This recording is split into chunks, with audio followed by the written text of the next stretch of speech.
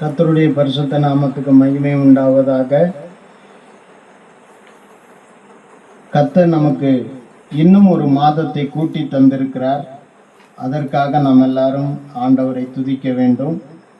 இன்றைக்கு ஆண்டவர் நமக்கு கொடுத்திருக்கிற இந்த மாதத்திற்கான வாக்குத்தத்தம் ஏசாயா தீர்க்கதரிசியின் புஸ்தகம் 41ஆம் அதிகாரம் 15ஆம் வசனத்தை ஒருவர் படிக்க போறோம். 45:15. இதோ போர் அடிக்கிறதற்கு நான் உன்னை புதிதும் கூர்மையான பற்கள் உள்ள யந்திரமாக்குவேன். நீ மலைகளை மிதித்து நொறுக்கி பதராக்கும் ஒப்பாக்கி விடுவாய்.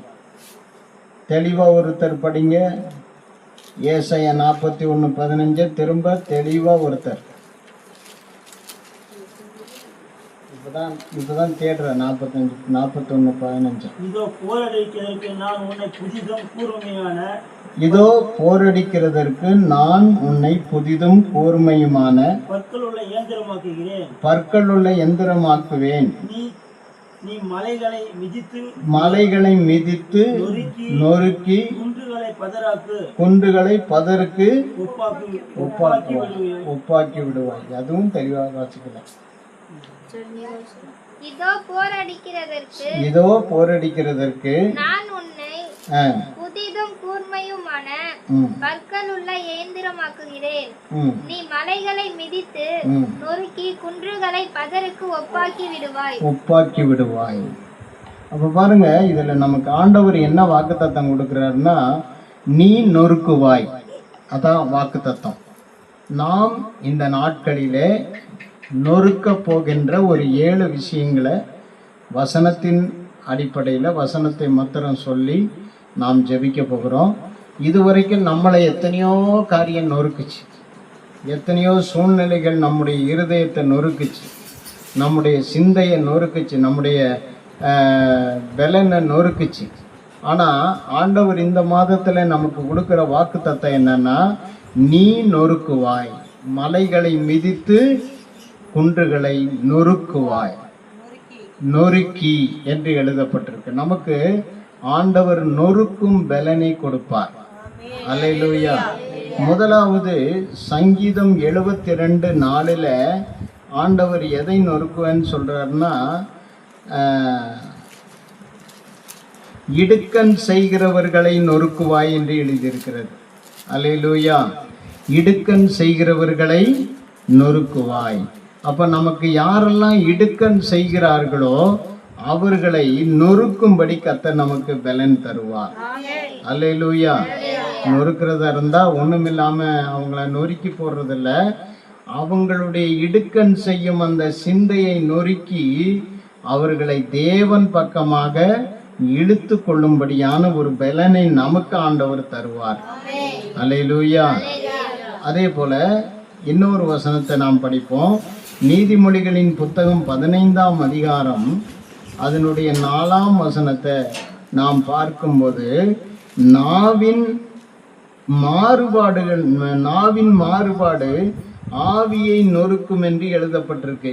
அப்ப நாவின் மாறுபாடு செய்கிறவர்கள் நொறுக்கப்படுவார்கள். அல்லேலூயா. இதுவரைக்கும் நாவின் மாறுபாடுகளை கொண்டு நம்முடைய ஆவியை நொறுக்கினவர்கள் இனி நொறுக்கப்படுவார்கள். அல்லேலூயா. எரேமியா தீர்க்கதரிசியின் புஸ்தகம் 23ஆம் அதிகாரம் 2ஆம் வசனத்துல எழுதி இருக்கிறது. 23:29 வசனம் படிங்க. எரேமியா 23:29. என் வார்த்தை அக்கினியை போலவும் கண்மலையை நொறுக்கும் சம்மட்டியை போலும் இருக்கிறதல்லவோ.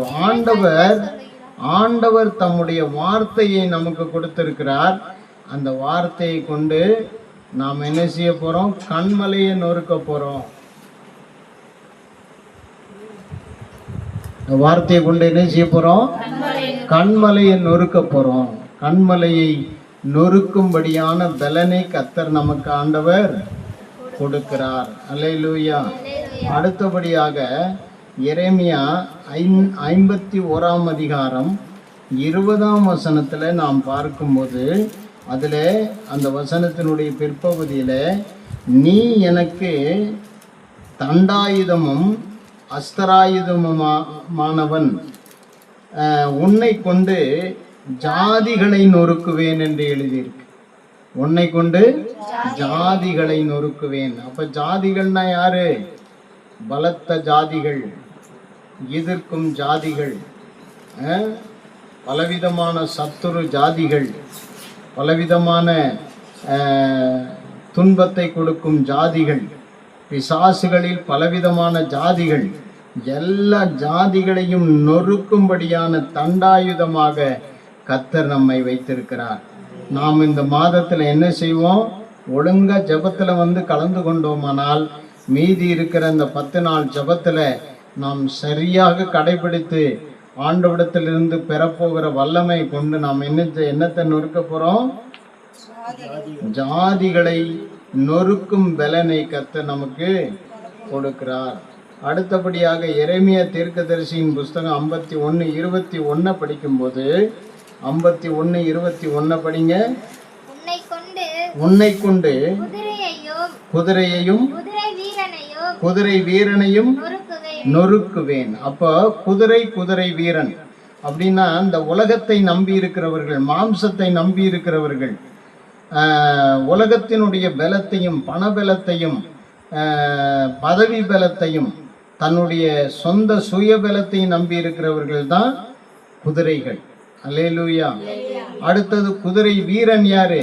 பிசாசு. உன் சுயத்தில் உன்னை ஏவி விட்டு உன் மேலே ஏறி இருந்து சவாரி செய்கிறவன் அவன் தான் பிசாசு. அதான் ஆண்டவர் இங்கே சொல்லி இருக்கிறார். படியது, உன்னை கொண்டு குதிரையையும் குதிரை வீரனையும் நொறுக்குவேன். பாருங்க, உன்னை கொண்டு ரதத்தையும் ரத வீரனையும் நொறுக்குவேன். அல்லேலூயா. இது நமக்காக ஆண்டவர் கொடுக்கிற வாக்கு தத்துவம். நமக்கு நொறுக்கும் பலன் வேணுமா? நம்ம நொறுங்கி போகணுமா? நொறுக்கும் பலன் வேணுமானா நம்ம ஆண்டுடைய சமூகத்தில் காத்திருக்கணும். ஆண்டுடைய சமூகத்தில் அவருக்கு நியமித்திருக்கிற அந்த நாட்களை நாம் ஒன்றுபட்டு கடைபிடிக்கும் போது நமக்கு அந்த பலன் கிடைக்கும். அந்த பலனை கொண்டு நாம் என்ன செய்ய போகிறோம்? நொறுக்க போகிறோம். யார? குதிரையையும் குதிரை வீரனையும், ரதத்தையும் ரதத்தின் வீரனையும் நாம் என்ன செய்ய போகிறோம்? நொறுக்க போகிறோம். அந்த உலகத்தில் இருக்கிற சத்துருவையும் சத்துருவால் பயன்படுத்தப்படுகிற அத்தனை கூட்டத்தையும் நாம் நொறுக்கி நாம் ஜெயம் கொள்ள போகிறோம்.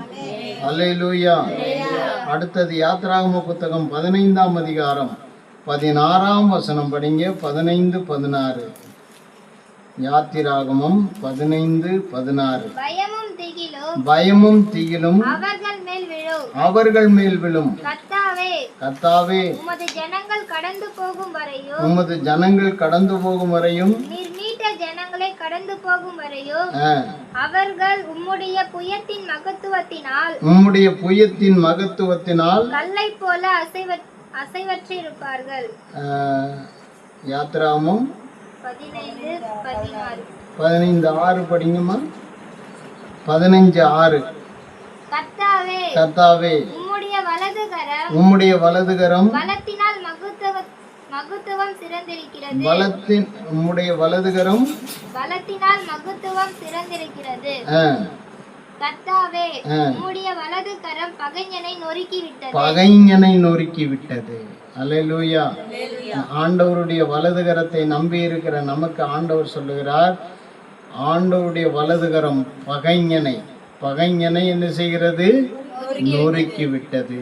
நமக்கு எதிராய் பகை பாராட்டி கொண்டிருக்கிற, நம்மை பகைத்து கொண்டிருக்கிற எல்லா விதமான சத்துருக்களையும் தேவன் என்ன செய்ய போகிறார்?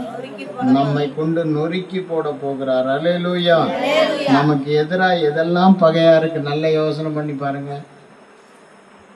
நமக்குள்ளேயே பல பலவீனங்கள் நமக்கு பகையா இருக்கு. நம்முடைய உற்றார் உறவினர்கள்ல பலர் நமக்கு பகையா இருக்காங்க. நம்முடைய ஜாதி ஜனங்கள் அல்லது நம்ம ஊர் மக்கள் அல்லது நாம் நேசிக்கிறவர்கள், நம்மால் நன்மை பெற்றவர்கள் பல சூழ்நிலைகளில் பல காரியங்களில் நமக்கு பகையாக நிற்கிறாங்க. சத்துரு அவர்களை பகையாளிகளாக மாற்றி இருக்கிறான். சபைக்கு பகையாளிகளாக மாற்றி வச்சிருக்கிறான். அவர்களெல்லாம் கர்த்தர் நொறுக்கி கொண்டு இருக்கிறார், இன்னும் நொறுக்க போகிறார். அல்லேலூயா.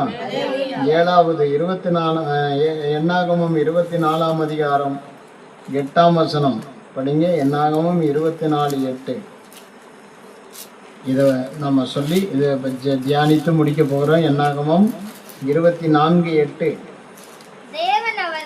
தேவன் அவர்களை எகிப்திலிருந்து புறப்பட பண்ணினார். காண்டாமிருகத்துக்கு ஒத்த பலன் அவர்களுக்கு உண்டு. அவர்கள் தங்கள் சத்துருக்களாகிய ஜாதிகளை பட்சித்து அவர்கள் எலும்புகளை நொறுக்கி அவர்களை தங்கள் அம்புகளாலே என்ன செய்வார்கள்? எய்வார்கள். அல்லேலூயா. அப்ப ஆண்டவர் எதை இங்க நொறுக்கிறேன்னு சொல்றாரு?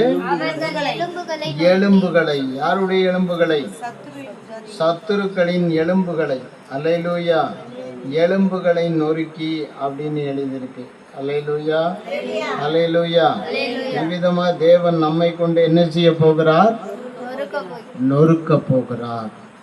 நொறுக்குகிற தேவன். நம்மை கொண்டே தேவன் நமக்கு எதிரானவைகளை நொறுக்கி ஜெயம் தர போகிறார். அதுக்காக நம்ம எல்லாரும் கர்த்தரை சோத்தரிப்போம். சோத்திரம் சோத்திரம் சோத்திரம் சோத்திரம். நாம் எல்லாரும் இந்த வசனத்துக்கு, வாக்கு தத்தத்துக்கு நம்மளை ஒப்பு கொடுத்து ஜெபிக்க போறோம். ஆண்டவரே, என்னை கொண்டு நீ சத்துருவை நொறுக்க போகிறீர். என்னை உம்முடைய கரத்திலே தண்டாயுதமாக, அஸ்தராயுதமாக வைத்திருக்கிறீர். அதுக்காக ஸ்தோத்திரம் என்று ஒப்பு கொடுப்போம். நல்ல ஆண்டவரே, நல்ல தேவனே, இந்த நேரத்துல அப்பா ஸ்தோத்திரம். கொடுத்த தேவ வார்த்தைகளுக்காக, வாக்கு தத்தத்துக்காய் ஸ்தோத்திரம். நீ நொறுக்குவாய் என்ற வாக்கு தத்தத்தின்படி எங்களை கொண்டு இந்த மாதத்துல நீ நொறுக்க போகிற காரியங்களுக்காய் ஸ்தோத்திரம். ஆண்டவரே, நீ நல்லவர் நல்லவர் நல்லவர். கர்த்தர் பெரிய காரியங்களை செய்ய போகிறீர். ஆண்டவரே, இந்த வசனத்தை கேட்கிற ஒவ்வொருடைய வாழ்க்கையிலும் இந்த வாக்கு தத்தம் சொந்தமாவதாக. ஒவ்வொருடைய வாழ்க்கையிலும் இருக்கிற சத்துருக்கள் நொறுக்கப்பட போகிறதற்காய் ஸ்தோத்திரம். கர்த்தர் ஆசீர்வதியும் பொறுப்படுத்திக் கொள்ளும். ஆண்டவரே, இம்மட்டும் நாங்கள் உம்முடைய சமூகத்தில் கூடி ஜெபித்தோம், உம்முடைய வாக்கு தத்தத்தை தியானித்தோம். இதன்படியே உம்முடைய பிள்ளைகளுடைய வாழ்க்கையிலே அற்புதங்கள் நடக்கட்டும், நன்மை ஆண்டவரே உண்டாகட்டும் என்று இயேசுவின் நாமத்தினாலே ஜெபிக்கிறோம். ஜீவனுள்ள நல்ல பிதாவே. ஆமென்.